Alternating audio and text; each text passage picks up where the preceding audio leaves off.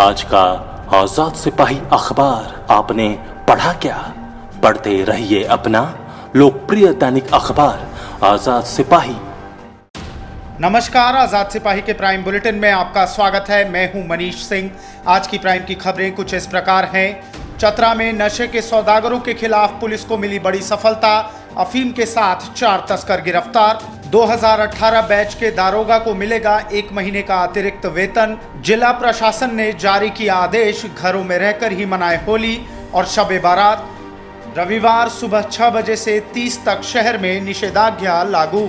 सरयू राय ने मुख्यमंत्री हेमंत सोरेन को लिखा पत्र, कहा यदि सुनील शंकर की नियुक्ति में अनियमितता हुई तो जांच कराए सरकार। भाजपा के प्रदेश प्रवक्ता कुणाल सारंगी के आरोपों का सरयू राय ने दिया जवाब। अब आइए सुनते हैं खबर विस्तार से। चतरा पुलिस ने लावालौंग में 2 अलग अलग जगहों से 14 किलो 700 ग्राम अफीम के साथ 4 लोगों को गिरफ्तार किया। गिरफ्तार तस्करों में लावालौंग थाना क्षेत्र के बांदू गांव के खुशियाली यादव, रूपलाल यादव, खापर महुआ के उपेंद्र गंझू, बालूमाथ थाना के धादू गांव के शाहरुख उर्फ लकी खान शामिल हैं। यह जानकारी एसडीपीओ अशोक रविदास ने शनिवार को अनुमंडल पुलिस कार्यालय में प्रेस वार्ता कर दी। एसडीपीओ अशोक रविदास ने बताया कि सूचना मिली थी कि सिमरिया के कुट्टी रंगेनिया गांव में कुछ लोग अफीम की खरीद बिक्री के लिए लावालौंग से आए हैं। सूचना पर छापेमारी टीम का गठन किया गया। टीम जैसे ही बांदू पहुंची, तस्कर भागने लगे। इसमें 2 तस्करों को गिरफ्तार किया गया। 4 तस्कर भागने में सफल रहे। एसडीपीओ ने बताया कि भागने के दौरान रूपलाल घायल हो गया था, जिसका इलाज किया जा रहा था। उन्होंने बताया कि तस्कर हीरोइन बनाकर बाजार में बिक्री करते थे। बरामद गीला अफीम की कीमत अंतर्राष्ट्रीय बाजार में 80 लाख रुपए है। एसडीपीओ ने बताया कि जैसे ही पुलिस जंगल पहुंची, 2 लोग पुलिस को देखकर भागने लगे। उसे खदेड़कर पकड़ा गया। पूछताछ के क्रम में बताया कि बाइक की डिक्की में अफीम है। इसके बाद उन्हें पकड़ा गया। झारखंड पुलिस के 2018 बैच के दारोगा को 1 महीने का अतिरिक्त वेतन दिया जाएगा। इस बाबत झारखंड पुलिस मुख्यालय ने सभी जिले के पुलिस अधीक्षक और सभी वाहिनी के कमांडेंट को पत्र लिखा है। पुलिस मुख्यालय के पत्र में 2018 में सीधे नियुक्त दारोगा और समिति विभागीय परीक्षा के माध्यम से दरोगा के पद पर नियुक्त हुए सभी पदाधिकारियों को 1 महीने का अतिरिक्त वेतन देने का आदेश दिया है।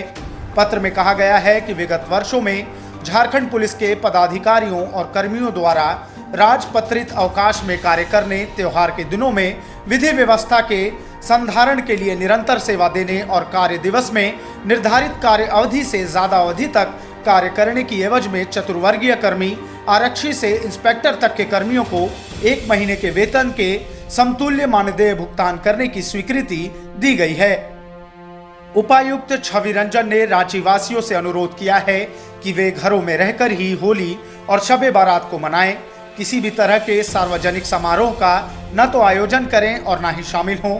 अगर किसी भी ऐसे सार्वजनिक आयोजन की जानकारी मिलती है तो अपने निकटतम थाने को इसकी सूचना अवश्य दें। उन्होंने बताया कि जिला प्रशासन की ओर से दंड प्रक्रिया संहिता की धारा 144 के तहत पूरे रांची क्षेत्र में निषेधाज्ञा लागू की गई है। होली और शबे बारात पर्व के दौरान किसी भी प्रकार के सम्मेलन का आयोजन प्रतिबंधित है। कवि सम्मेलनों पर पूर्णतः प्रतिबंध है। किसी भी सार्वजनिक स्थल पर एकत्र होकर होली मिलन समारोह मनाएं या होली खेलने की अनुमति नहीं है। बता दें कि निषेधाज्ञा 28 मार्च की सुबह 6 बजे से 30 मार्च तक प्रभावी रहेगा। इस निषेधाज्ञा का उल्लंघन करने पर भादवी की धारा 188 के तहत कानूनी कार्रवाई होगी। निषेधाज्ञा के दौरान रैली जुलूस पूर्ण रूप से प्रतिबंधित रहेगा। साथ ही डीजे और तेज आवाज वाले माइक का प्रयोग भी प्रतिबंधित रहेगा।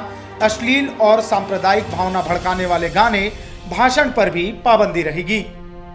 सरयू राय ने मुख्यमंत्री हेमंत सोरेन को पत्र लिखकर मार्केटिंग ऑफिसर सुनील शंकर की पुनर्नियुक्ति में कथित अनियमितता की जांच करने की मांग की है। पत्र में उन्होंने कहा कि कुणाल सारंगी ने मुझ पर 2 आरोप लगाए हैं। उनका कहना है कि मेरे मंत्री रहते खाद्य आपूर्ति विभाग में बाबा कंप्यूटर्स को डाटा कॉलिंग के लिए बहाल किया गया, जिसकी दर ऊंची थी। यह दर 80 पैसे प्रति कॉल थी, जबकि सूचना प्रसारण विभाग यह काम 10 पैसे प्रति कॉल में कर रहा था। उनका दूसरा आरोप है कि मैंने पुनः सुनील शंकर को सेवा विस्तार का अवसर दिया। पहले आरोप का बाबा कंप्यूटर ने खुद ही जवाब दे दिया है कि खाद्य आपूर्ति विभाग में उनकी नियुक्ति निविदा के आधार पर हुई थी।